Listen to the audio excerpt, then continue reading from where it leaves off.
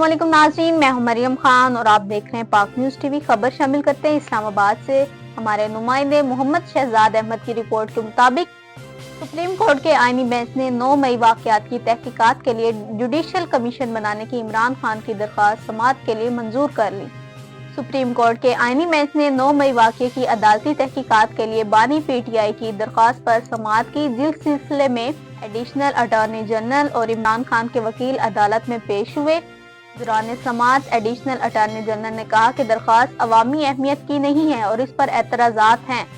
इस पर अदालत ने दरख्वास्त पर रजिस्ट्रार ऑफिस के एतराज़ात खत्म करते हुए उसे समाअत के लिए मुकर्रर करने की हदायत की। बानी पीटीआई के वकील हामिद खान ने कहा कि 1.5 साल हो चुका है, पता तो कराए 9 मई को हुआ क्या था। 9 मई के बाद सैकड़ों मुकदमात हुए, एक सियासी जमात को दीवार से लगा दिया गया।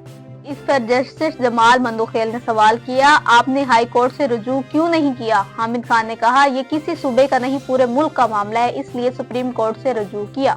अदालत ने बानी पीटीआई के वकील से कहा कि अभी सिर्फ रजिस्ट्रार ऑफिस के एतराज़ात खत्म कर रहे हैं, अभी मैट्रिक्स पर केस नहीं सुना, केस दोबारा मुकर्रर होने पर उठाएंगे, सवालात पर अदालत को मुतमईन करना होगा।